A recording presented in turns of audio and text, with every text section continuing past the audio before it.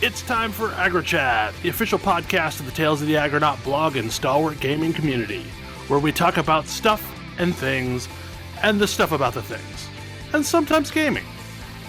I'm Belghast, and let's start the show. Hey folks, it's that time again. Time for another episode of AggroChat. This is episode 565. Tonight I'm joined by Ace. Hello. Ammo. Hello. Ashgar. That's so many. Kodra. Howdy. And Tam. Hello. My wife used to make fun of me at the way that I say Kodra.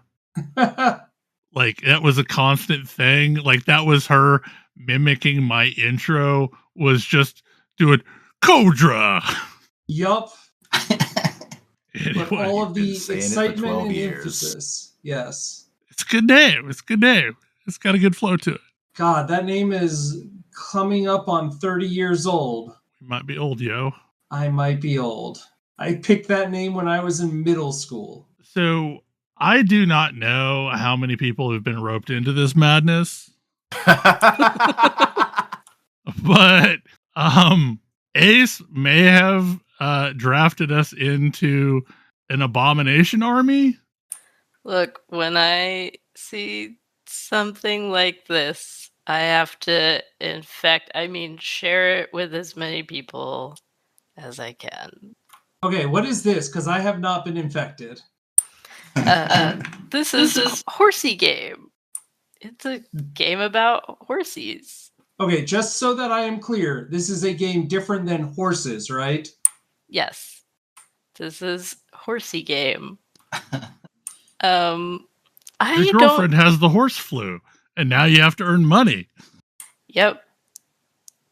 Yep.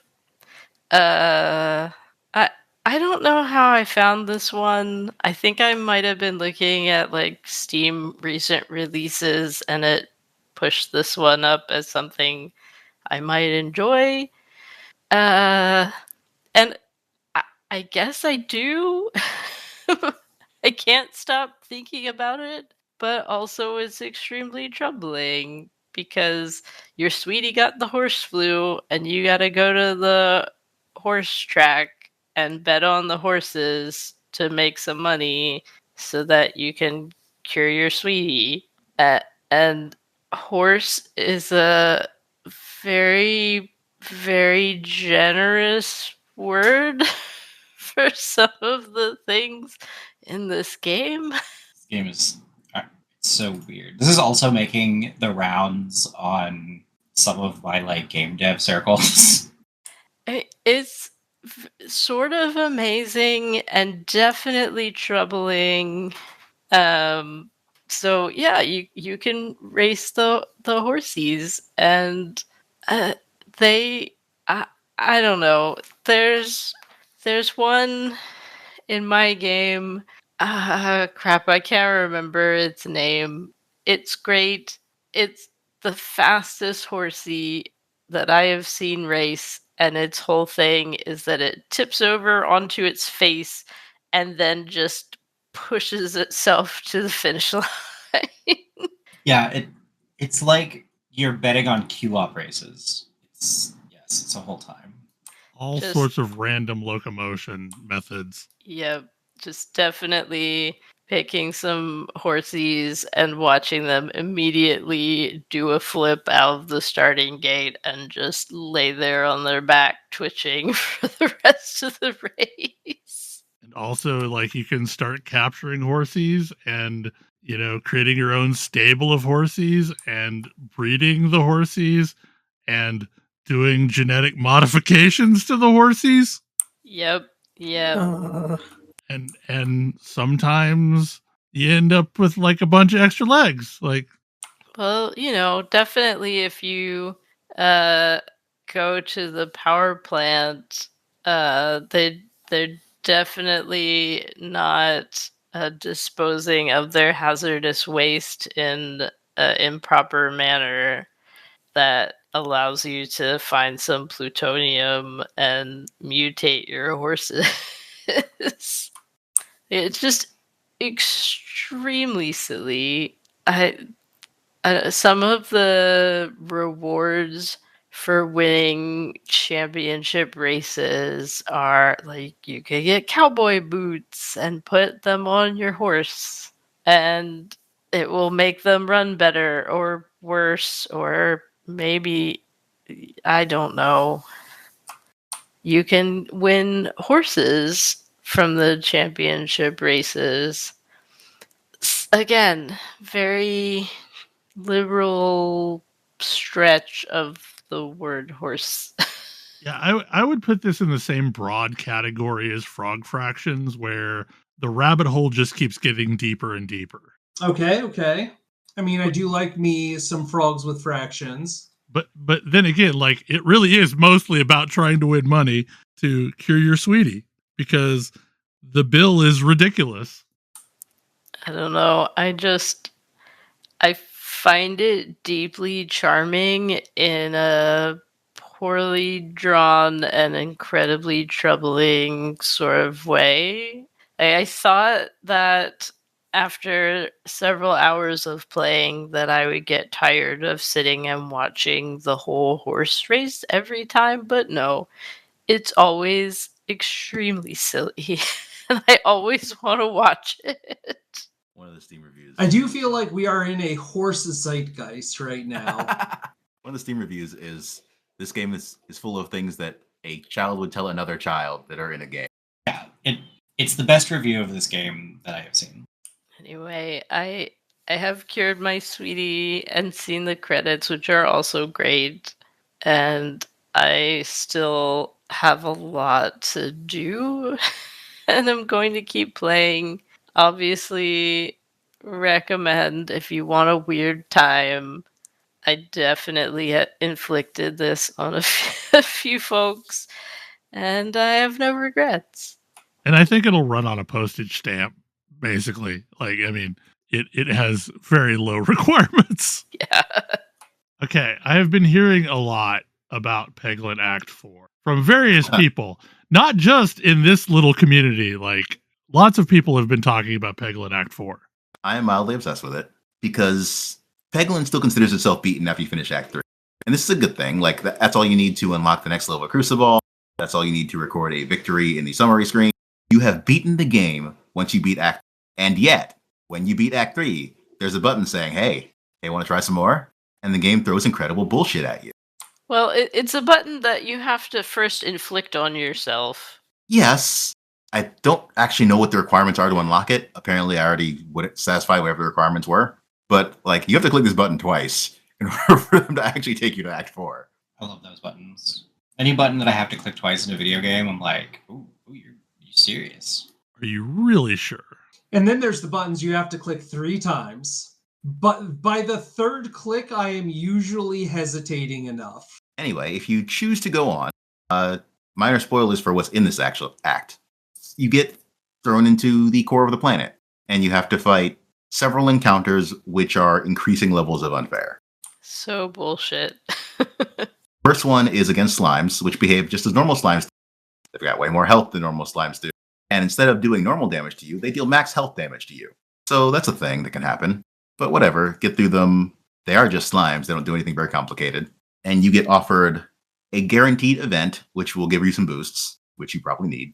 A shop, which is double the normal price for a normal shop. Hey, you're here. You could probably use a shop. They're not wrong. And then you get tossed into the 2 bullshit fights. The first one is a series of obelisks that approach you, and each one has a special effect. The first one puts fire in the pit that causes max health damage if you land in it. The second one limits the damage that everybody takes to 5,000 at most in one instance. There are a number of ways to cheese this, but that's the intent. You're limited to 5,000 damage at once. This number sounds high, and it kind of is high. Keep it in mind that it's low relative to what you're going to need coming up.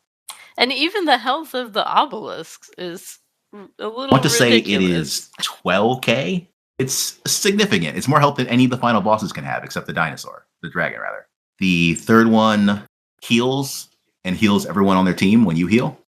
I hate that one so much. The fourth one gives everyone damage buffs. And the fifth one is my least favorite. Puts black holes on the field that can just cause your shot to end. And There's the symbols that go along with all of these, so you know which one does which. And so you get through that encounter, you get normal elite rewards, so on and so forth. And then you get tossed to the final enemy, who is initially appears to be this big crystal thing. Start of the fight. It's got a very unique battle arena. But as soon as you start shooting, you get a countdown, counting from 5 to 1.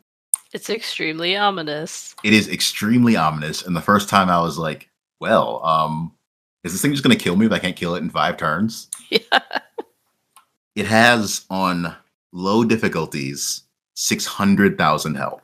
If you're on a difficulty that increases the health of bosses, it's got 1,000,000 health. And this thing is silly. It's really, really silly. I have not even tried to go down there on a crucible of any value. I think I've beaten it on Crucible 8, and that's as high as I've gotten there. But yeah, it's a completely bullshit challenge, intentionally, because it has all 5 of those effects from the previous obelisks. And they build up as the countdown goes down, and when you countdown hits 0, you switch to a different map, and it has all of them at once. It's got some special pegs you can hit to disable them, but some of them are in extremely inconvenient locations. And they will still respawn after a couple of turns. So this is intended to be a completely bullshit challenge that asks you to have broken the game in some way to beat on a regular basis. I can't beat it on a regular basis. I can only beat it if I get a really stupid busted run. I have yet to beat it because most of my favorite builds involve chipping away at very small pieces at a time that build up, and none of them build up enough to take that thing out before it kills me. My most successful builds have involved multi-ball of some kind, peg upgrades of some kind, and optionally some way to deal ridiculous amounts of damage in small chunks. The boss relic they added, the Tender Cactus, is like the best way to do this, but there are some others.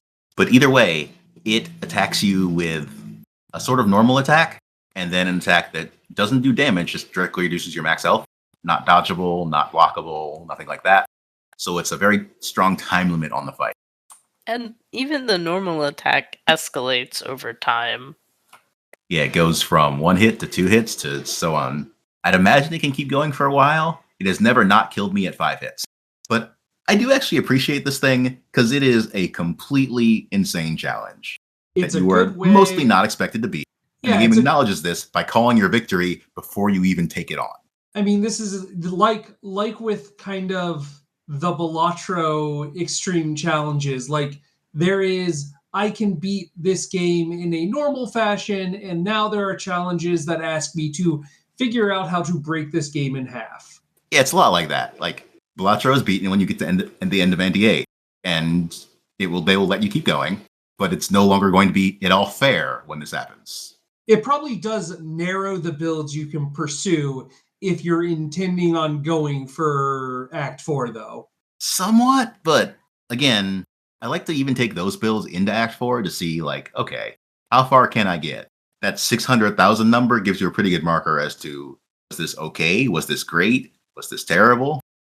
Yeah, and every time I've aimed for Act 4, regardless of, well, almost regardless of my build, like if I got far enough to beat Act 3, I can usually get through the early encounters in Act 4 and make it some portion of the way through the boss. So the earlier encounters are bullshit, but they're manageable bullshit. Oh, right. I did forget to mention that in order to get to Act 4, you need to take optional challenges in Acts 2 and 3. Did forget about that part. Some of these make those a little more difficult as well. But if you're going down this rabbit hole, you're going down this rabbit hole. Yeah, absolutely. Yeah, you like pain? Just keep having some. Yeah, it's somewhat infuriating, but it is also just fun to have new challenge in Peglin.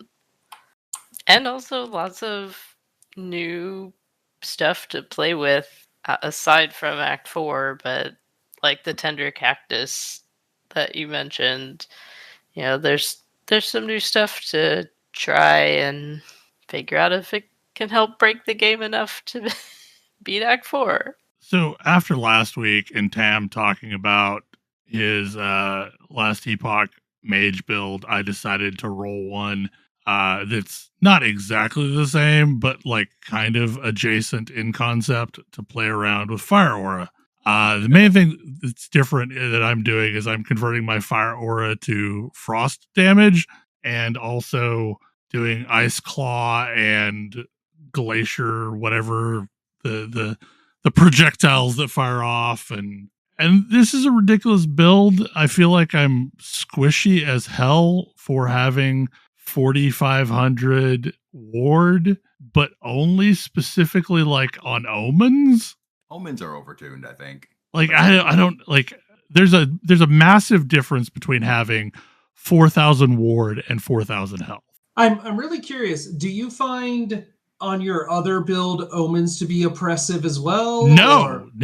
Okay. My other build is a health and health regen build, and I could just wreck omens, and I have zero problems with them.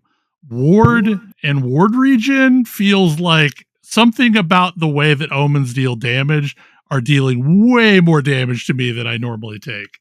It's because a lot of omens put stuff on the ground, and if you need to constantly be moving because of stuff on the ground, Spellblade falls apart really quick. Because you need to be hitting stuff constantly to stay alive. And if you ever need to stop to move, it's like, oh.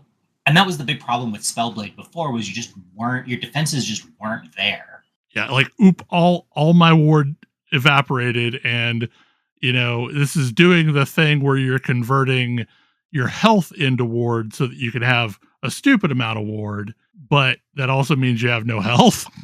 I'm not doing that one on a Spellblade, actually. There's a bunch of stuff that the way that I'm spec'd is if I am technically on low health, there's a bunch of things I'm immune to.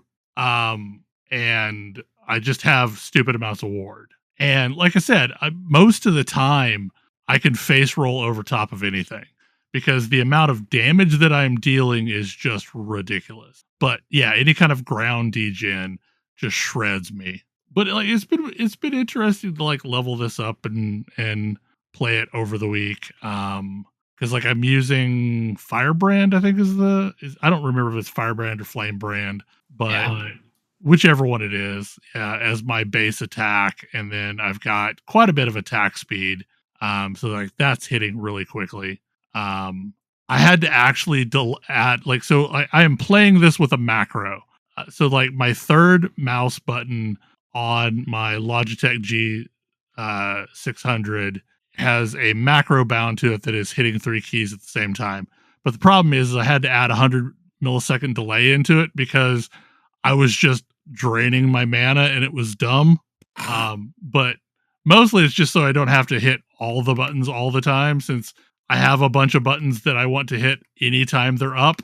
Like all in all, it's pretty cool. Like I've not really made much in the way of progress because I'm trying to work on resolving my squishiness before I take on bigger things. But I can do like, I think I'm level 82 and I'm doing 100 monos no problem without any issue. And I've actually bumped up the corruption a little bit there. I don't remember how high, but it's an interesting build. Like the funny thing is like you released, or you talked about it last week, and then like Rax released a video talking about Fire Aura as well, and somebody else released a video talking about how busted Fire Aura was, and it's like, I'll give it a shot. I'll see what it might like. be a hint. It's pretty good. Like I think it gets nerfed. I think it survives, but I do think it gets nerfed.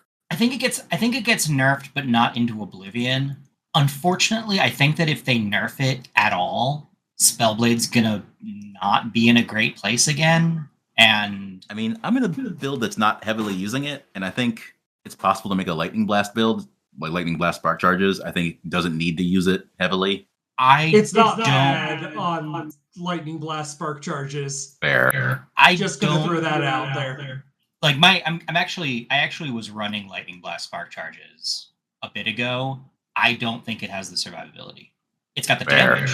It's got getting the damage is not the problem on a Spellblade. There's a bunch of ways to get a bunch of damage. But I actually dropped Lightning Blast Spark Charges because up at like 300 plus corruption, it just doesn't have the survivability. I feel like I need something like Paladin Holy Symbol that's just a Swiss Army knife that makes me have mass survivable, that like the flame aura or whatever. I mean, that's cast on stun flame ward. Like that flame ward kind of works, but it's not as good as like Holy Symbol. I think they nerfed ward too hard for Spellblades.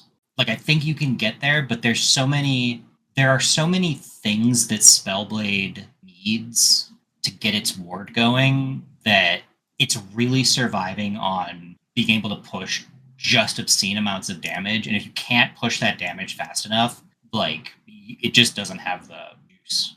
Yeah, like I either roll over top of something or it kills me. Like, that's basically it. I think they could nerf Fire Aura's damage and have Fire Aura give you ward per second. And I think that would be probably fine. Make one of the less interesting Fire Aura nodes give you ward retention. I'm especially looking at you, that node right before the very end, then you just don't bother taking because it's not the one that spends on your Fire Aura? Yeah, get rid of that. That's terrible. So my other thing is, I feel like a lot of other builds are able to get access to not Spellblade levels of ward, but they're able to get access. Like, my build is able to get up to like 700, 800 ward, which you're like, oh, that's not a ton. But I also have a defensive layer which gives me 83% dodge reduction, like dodge. Yes.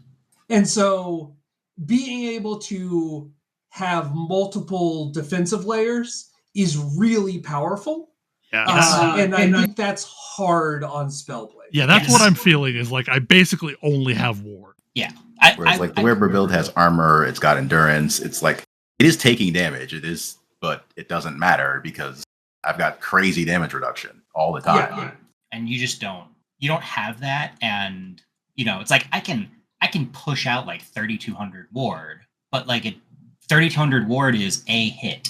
Yeah, it feels like there needs to be like some more prioritization of other defenses wherever we can get those. Yeah, there doesn't feel like quite enough synergy with other defenses in the Spellblade tree. Well, one of the things that's really hurting the Mage in general, or at least the Spellblade, is you really want to stack intelligence. And intelligence is not giving you baked in survival. Like it is actually. It's giving you ward retention. Gives you ward retention. Yeah, but I don't feel like it's as good as like say Vitality or one of the other things that is giving you some baked in defenses. I would also accept nodes that are like int gives you armor, int gives you dodge. I think there is an int gives you dodge node. It's not enough. There is, but it's I agree with you. That's the other thing is like, so what I haven't really talked too much, I think, about my build, but I'm running Shadowrend, which there is somebody out there talking about a Shadowrend build, and I warn you, you don't need to think this hard about Shadowrend. They're thinking extremely hard about Shadowrend and trying to come up with a build that pushes like thousands of corruption. Shadowrend is great. Don't just play it pure physical. It'll work. It's great. Get yourself the Doppelganger set and don't think that hard about it. Doppelganger set in the Tabi of Dusk and Dawn, and you've probably got a good enough build. Yeah, your build is really, really good. But like what I'm able to do is whenever I generate a shadow, I generate or consume, it basically doesn't matter which of those texts is. I like generate a little bit of ward and I generate Dusk Shroud. And Dusk Shroud gives you like 500 dodge rating. And I can get like 80. I've had up to 80 stacks of it. Yeah, that's wild. And so, yeah, like this is a build that I can sit and just dodge a ridiculous amount of stuff. And I'm also like in a area where all of my enemies are blinded, so no one can crit me. It's just it's a strong build. And it's got pretty good damage projection, but I have to say, I'm real impressed with Shadowrend. It does take it's a little bit finicky when it comes to mana, because you need all of the mana reduction nodes you can possibly get, and you also need Shadow Cascade to be regenerating you mana as well. And sometimes you're just not in a smoke field because, like, you had to dodge an AoE and you find out you're out of mana. Yeah, and it's actually such an interesting thing, because like with the Lightning Blast Arcs build I was doing, I did beat Uber Aggro. Like the build can get there. Like, it's got obvious weaknesses, but also even at that level, I still got wrecked by Omen Pinnacles. Whereas like well before that, I went into Omen Pinnacle with Kodra, and Kodra basically soloed it. And so it's very interesting to me, like, how different those builds express themselves once you're actually like in various things that you're being asked to do. Yep. Well, the nice thing about my build is basically every 4 seconds I have to hit my traversal button and shift where my arena is. And like, this is a build that has to fight inside of a arena it constructs, which is the smoke bomb it drops. Yeah, because I have a node that says, so Shadowrend natively costs 20 mana. I can bump it down to 16 mana. And then while I am in a smoke bomb field, I can bump it down to 6 mana. So I have to fight in that. And the way to get your cooldown on Shadow Bomb or Smoke Bomb low enough is you have to turn it into a traversal skill. But that's great for an Omen Pinnacle, because you do not want to be in the same space of the screen you were like for too long of a period of time. Yeah. And the interesting thing is, like, fighting Aberoth, you want to be able to have a lot of fine control over where you're standing and when you move. Yes, it turns out Aberoth has some things that will just kill you. Doesn't matter what stats you have. What is House of Hikmah? House of Hikmah has been going around my like international game dev circles for a bit. I've been seeing this and very intrigued. I wish this game had come out in like somewhere between 1999 and 2000. It has this like it has this puzzle platformer. It's doing the 3D puzzle platformer like of the era thing.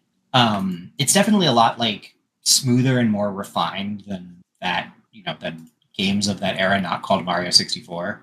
But what it is it's bright and colorful and thoughtful, and it's all based around like the mythology of the Golden Age of Islam. And so you have these really amped up colors, and everybody's talking about like mystical mathematics, and it's really neat. Like, it's just fun to look around because it's just so bright and colorful, but it feels like it ought to be that. And then it's just like I'm getting to explore a mythology I don't get a lot of exposure to, and so it's just cool to wander through and see it, and hear stories that I don't really often get to see. I mean, we had the like late 80s, early 90s, very like isn't the desert so cool and mysterious and mystical, but like it was inauthentic. It was very like poorly researched and fetishized to some degree. And this is actually made with all of like I forget exactly what the team is that made it, but it's actually made with this mythology kind of baked in. And so like you play as a girl who inherits her dad's invention and is trying to learn how to use it, and has the help of her dad's colleagues who are all like legendary mythological scholars. And they all agree that you should learn how to use this thing and understand it, and also that maybe you're not quite ready to be at the House of Knowledge, I think it's called. but like you're not quite ready to be here, so you need some guardrails, but like we're gonna do it anyway. But yeah, I've just started it. It's neat. I love the aesthetic. It's a little rough around the edges, but like not in a way that bugs me terribly much. And like I also think I might still be in the prologue. It's hard to tell. How long into it are you? I'm like an hour and a half, but a bunch of that was like running around and looking at things and tweaking settings and so on and so forth. But I'm definitely putting more time into it. I think this has the feel of this game that if I had played it at the right time would have been like completely life-changing. And I hope that there are people out there who are like kids of the right age who are picking this game up and playing it and having their lives changed by it, because it feels like that kind of game to me. The art style is amazing. It's gorgeous. I'm all on board on this. Like the art is almost every screenshot I see of it is like, oh wow, that's gorgeous. That's really compelling. And it's gorgeous without like, it's not pushing my graphics card. It's all on its art style. And that also gets some points from me in the era of AAA games at the moment. You don't need to push a graphics card until it emits a high-pitched whine to get a game that looks absolutely beautiful. Especially because we're burning all of our graphics card, it seems. But yeah, I definitely like it's one of those games where I'm probably about at the end of my current ARPG spasm, and it's probably time for me to go back and play other games. But I think I'm probably going to try the Promise Mascot Agency first. It's highly recommended. That one's very good. But yeah, I've been dodging around some like a variety of relatively lightweight story games for the past like month or two. This has popped up on the list. But yeah, it's just a bright, colorful, like it's not saccharine.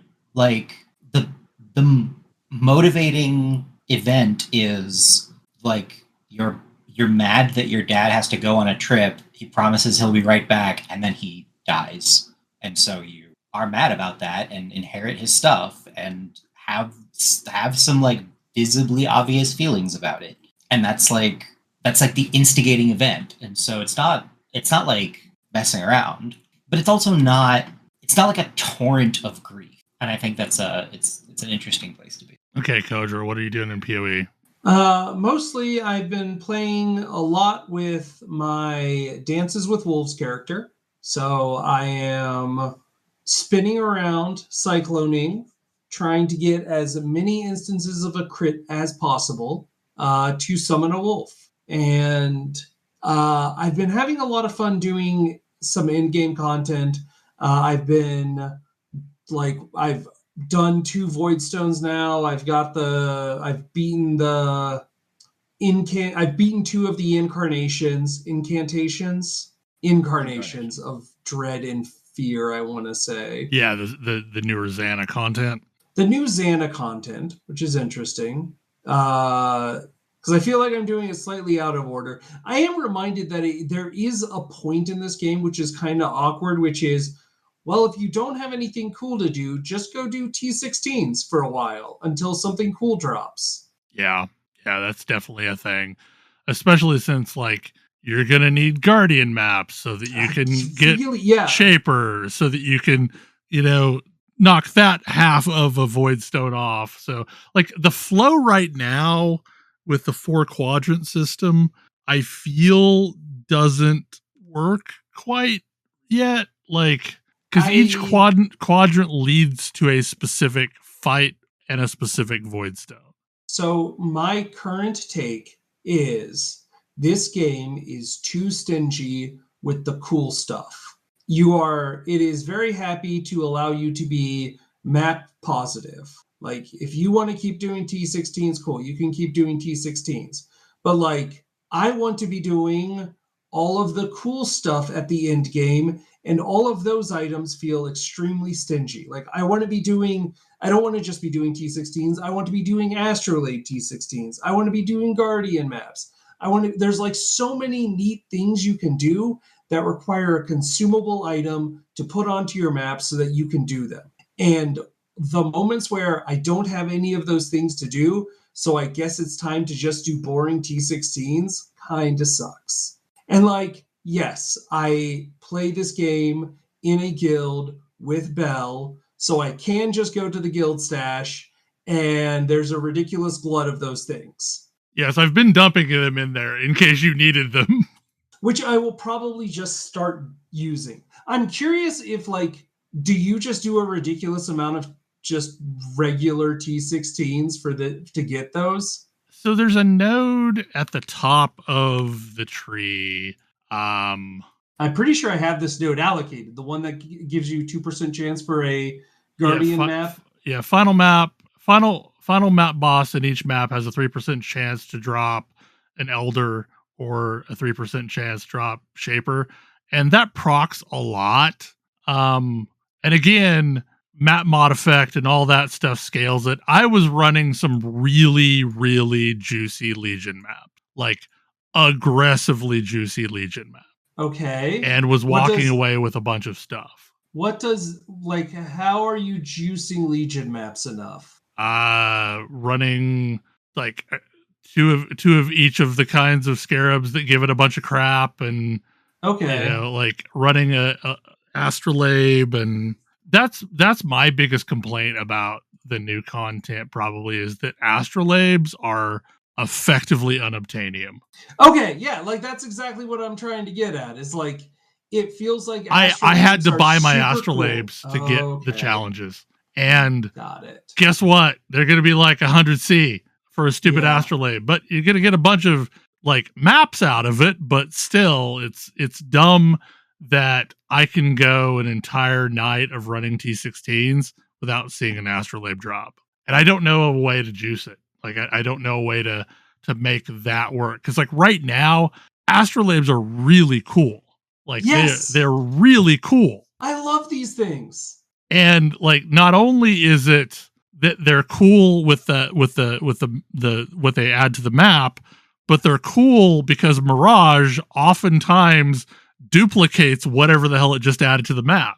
So you get like so much extra content out of running an astrolabe that like you really want to run an astrolabe all the time. So like the cheapest ones I think are Templar astrolabes. So those are the ones that I just kind of run all the time because they just add more stuff to the map. But yeah, like no, I just ground my way to 34 of 40 challenges, and I'm working on wrapping up a 36th challenge so I can finish out the cosmetic set. And a lot of that revolved around just running a stupid amount of astrolabes, because you've got to run 30 astrolabe maps for I think 4 different types of astrolabes to get that achievement. And like you get a variable number of maps each time you drop an astrolabe. So it's not like you can consistently say, okay, like, oh, it's going to give me 10 maps, so I just need 3 astrolabes for this. No, sometimes it'll give you 8. Sometimes it'll give you 11. Well, and of course I've still got the quest to like go to memory vaults in different Atlas quadrants, which obviously requires astrolabes. Yep. Yeah, I'm on one of those right now, which is kind of miserable, where I need one more thing, and it's getting specific kinds of rewards for memory vaults, but like you can't predict what you're going to get from a given memory vault. So I need another memory vault sequence to give me a gem. Because I'm at 4 of 5 on the gems, and I've already gotten 5 of 5 of the currency and 5 of 5 of the uniques. But like, I can't tell you if I run 10 maps in sequence that if that memory vault's going to give me a gem. Yeah. Like I wish it gave you 5 choices, and one was a currency, one was a unique, one was a gem, one was a fragment, one was a map, so that you could at least predictably do that one. And I don't think I'll get Tyrannical Tiers, because that's just a lot of maps. Like, 8,000 tiers of maps. So 16 divided by 8,000. That's what 5 or so 500, 500, right? Yeah, I think.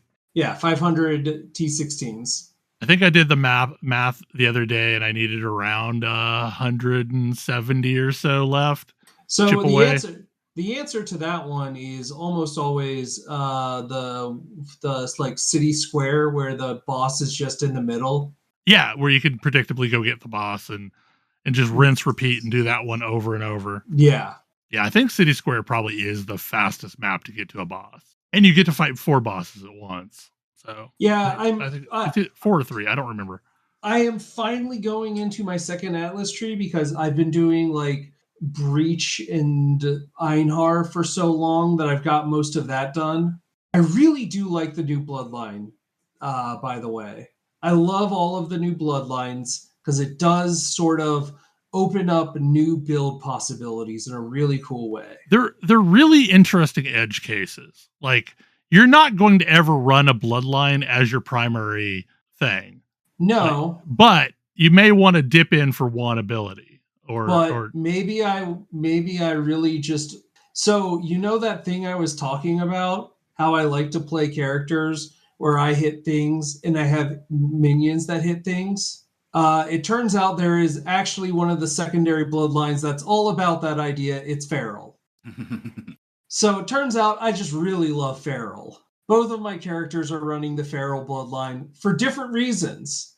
What's cool about the bloodlines, though, is they've made all of these really interesting bosses that exist in the game already way more important. Yes. You know, like, because like there's been multiple times. So I hang out in Surgog's global chat, and there's been multiple times that like I've gotten an all down in Delve, which is a common occurrence for Delvers. And I've shouted out to chat to see if anybody needed it. And like there's always people that need it, because if you're not geared to do Delve and you're not regularly doing Delve, you're not ever going to see all.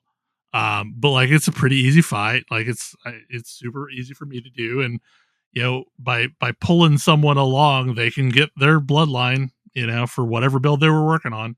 And it's kind of cool that I've seen lots of people doing that with random bosses. So I am curious, is there a point to Voidstones now? I don't know what they do.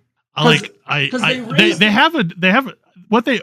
they do, I think, is raise every map in that quadrant to T16 by default. Okay, maybe? but can't you already do that with just putting a T16 map there? Yeah. I don't know what it's just bad. Like, I don't know. I've not looked at my void stones since I earned them. I mean, they all have various things on it. Okay, so each one is giving you a 0.4 chance to drop a nightmare map. Which may be a thing that you want. I have done a nightmare map. Yeah. Guess which one? The one with the robot? Nope. That I did Sanctuary. Oh Lord. You're a brave person. Sanctuary. I had one portal left. Yeah, that's Lycia, isn't it? That's Lycia. Holy moly, that's Lycia. I think Fortress is generally thought of as the safest one because it's got the big robot that has very, very clear marked things that you can avoid. Let me tell you, that was Lycia and Bidat showed up. Yep. During Lycia. Yep. I think she can summon all 3 at various times. Kind of like God, I can't think of the name of the boss, but the betrayal boss. That's the Mastermind? Also. Yeah, I think she's one of the bosses at the end and can summon all of the Abyss bosses. I think that's right. I don't do my nightmare maps very often.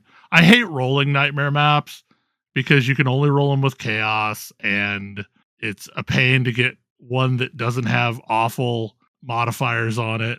But now that I'm level 100, I guess I should do some nightmares to see how bad they are.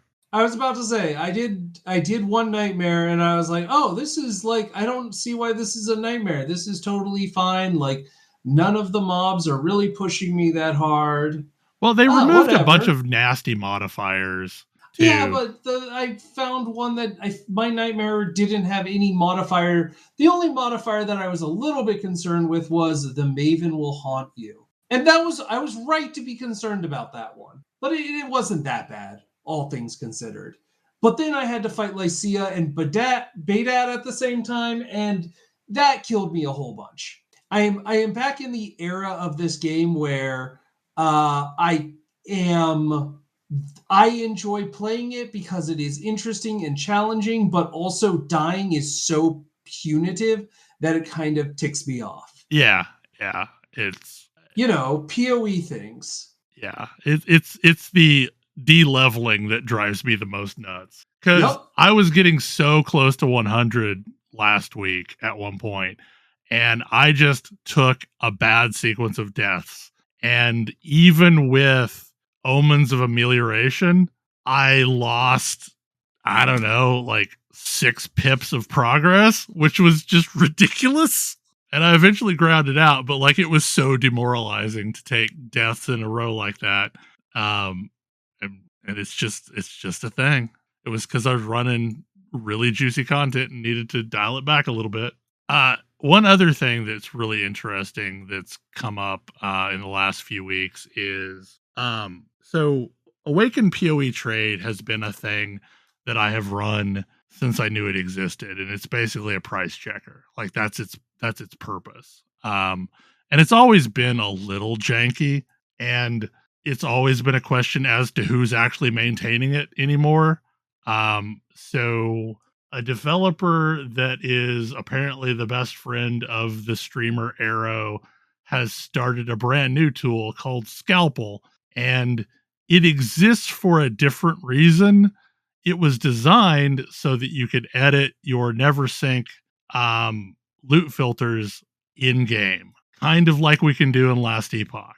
And so if you get to a point where like, I don't ever want to see this item, I just don't want to see it at all, you can, hit the hotkey and with a couple clicks, have that hidden from your loot filter permanently from that point on. So like, that's where it gets its name, is surgically modifying a NeverSync filter. But once he figured out that he could do this relatively easy, he's just gone to town adding in all of the functionality that any of the other third-party tools had into a single well-maintained interface. So like there's a socket coloration tool that you can bring up. There is a regex for maps that will allow you to search the trade site to find modifiers that you want to run. There's all sorts of random things that have been added in.